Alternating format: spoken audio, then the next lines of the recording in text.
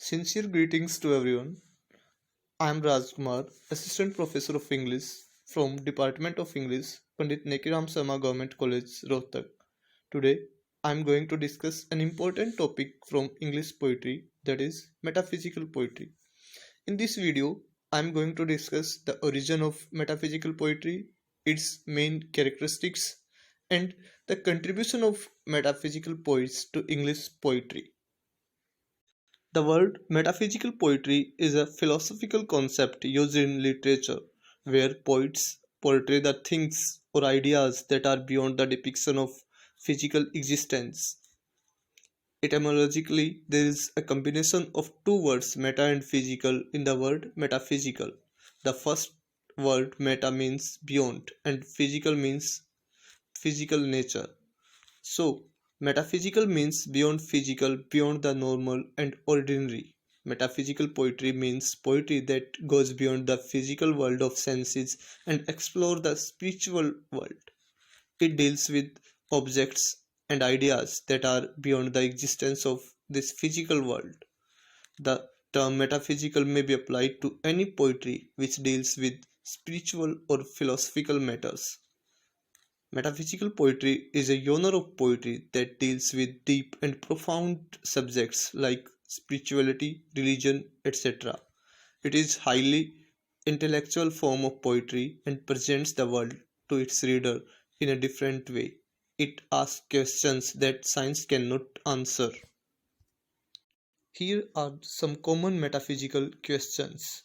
Does God exist? Is there a difference between the way things appear to us and the way they really are?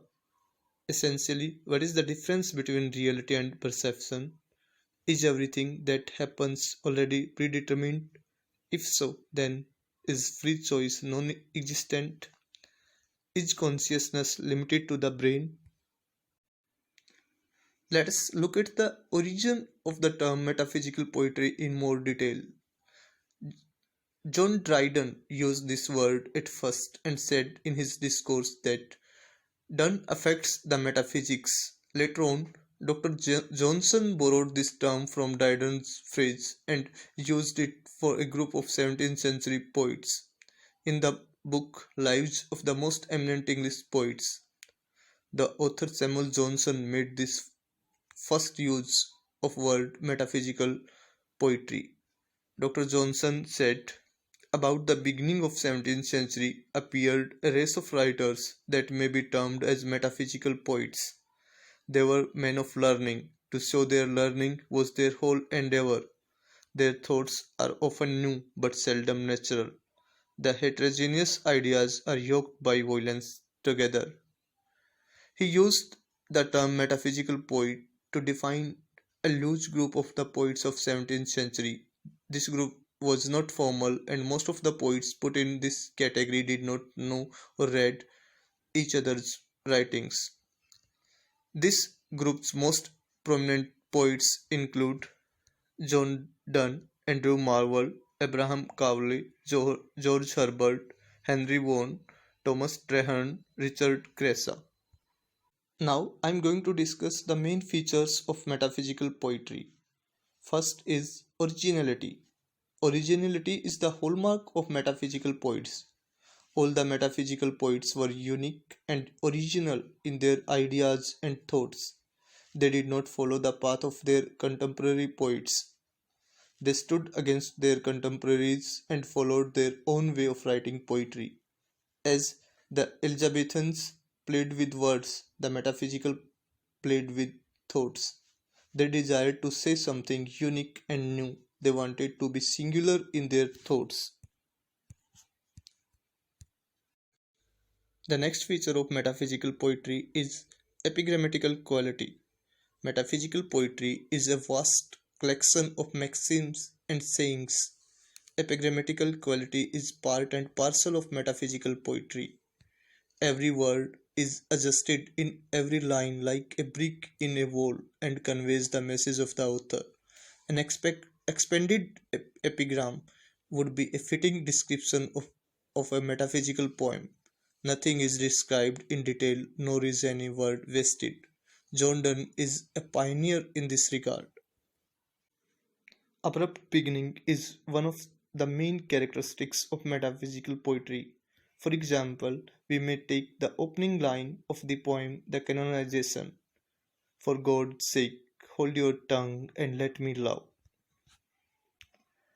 The use of colloquial speech marks the metaphysical poetry. This is especially apparent in the abrupt, dramatic, and conversational opening of many of the metaphysical poems. For example, we may again take the opening line of the poem The Canonization.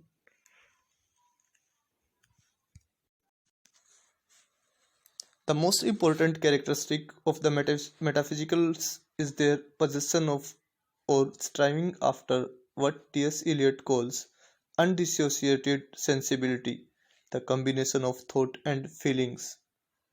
T.S. Eliot thinks that passionate thinking is the chief mark of metaphysical poetry. There is an intellectual analysis of emotion in Donne's poetry. Though every lyric arises out of some emotional situation, the emotion is not merely expressed, rather, it is analyzed. Metaphysical poetry is a fusion of passionate feelings and logical argument. The most important characteristic of the metaphysicals is their possession of or striving after what T.S. Eliot calls undissociated sensibility, the combination of thought and feelings. T.S. Eliot thinks that passionate thinking is the chief mark of metaphysical poetry. There is an intellectual analysis of emotion in Donne's poetry. Though every lyric arises out of some emotional situation, the emotion is not merely expressed, rather, it is analyzed.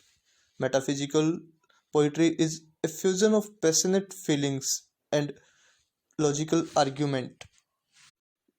Fondness for conceits is the most striking feature of metaphysical poetry.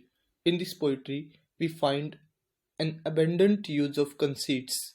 Conceit is an instrument to reveal wit. The conceit is a comparison between two unlike or dissimilar objects or things which may have very little in common. It is a far-fetched comparison. For example, Abraham Cowley in his poem The Mistress compares his love for ladies to his habit of traveling in various countries of the world. Dr. Johnson was the first critic to point out the tendency of the metaphysical poets to yoke radically different images forcibly together. This tendency arose, according to T.S. Eliot, from their undissociated sensibility, but it may be objected that Donne and his followers do not really seem to be serious and spontaneous in the tendency noted by Dr. Johnson. When Donne compares a pair of lovers to a pair of compasses, is he not speaking with his tongue in his cheek? Such a tendency is a true manifestation of the metaphysical wit. The metaphysical poets were men of learning.